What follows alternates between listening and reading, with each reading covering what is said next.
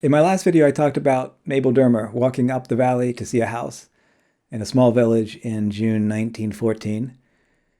She had a son who would become one of the great World War I poets.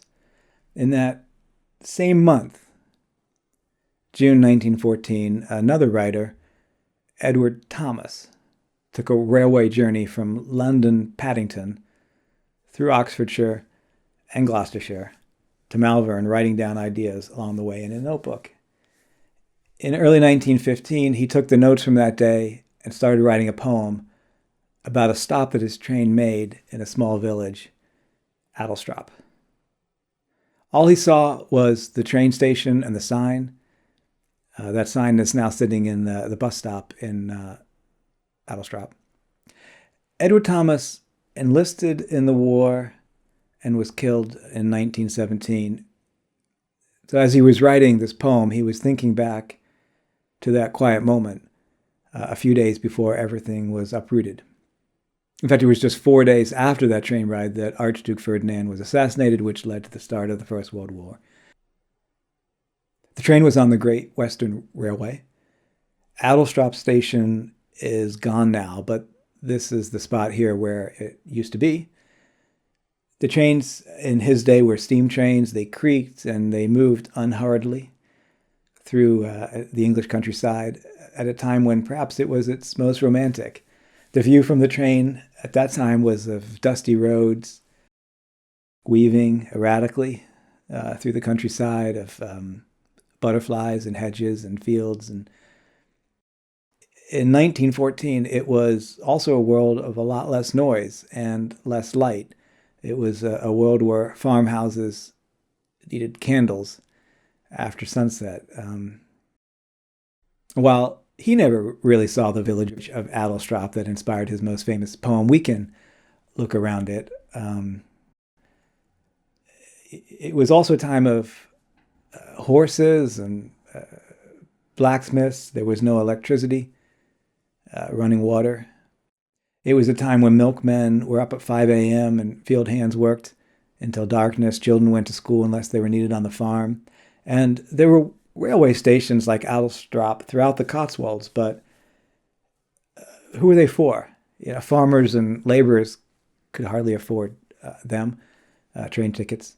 And it was a time when people walked and biked for miles and miles. But the English have a love of trains and railway stations.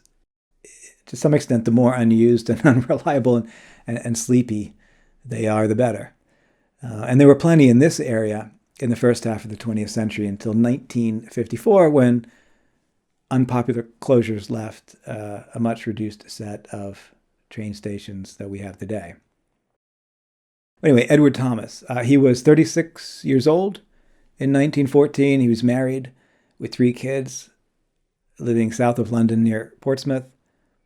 On that day in June, as he stopped in Adlestrop, he wrote in his notebook, 23rd of June, 1914, a glorious day from 4:20 a.m. At 10 o'clock, the sea of slate and dull brick by Battersea Park, then at Oxford, dark clear blue above haymaking and elms. Then we stopped at Adlestrop. Through the willows could be heard a chain of blackbird songs at 12:45, and one thrush, and no man seen, only a hiss of engine letting off steam. Stopping outside Camden by banks of long grass, willow herb, and meadow sweep, extraordinary silence between 2 periods of travel, looking out on gray, dry stones between metals and the shining metals, and over it, all the elms, willows, and long grass. One man clears his throat, a greater than rustic silence. No house in view. Stop only for a minute, till signal is up. So that's what he wrote in his notebook. And then, as I say, a few months later, he converted those notes into his famous poem, Adlestrop, which is a short poem. Yes, I remember Adlestrop. Well, the name. Because one afternoon of heat, the express train drew up there unwontedly. It was late June. The steam hissed. Someone cleared his throat. No one left and no one came. On the bare platform, what I saw was Adlestrop, only the name. And willows, willow herb and grass, and meadow sweet and haycocks dry. No whit less still and lonely fair than the high cloudlets in the sky. And for that minute, a blackbird sang, close by. And round him mistier, farther and farther, all the birds of Oxfordshire and Gloucestershire. To hear about Mabel Dermer and her walk up the hill to Oakridge Lynch at the same time as Edward's train ride, see my last video.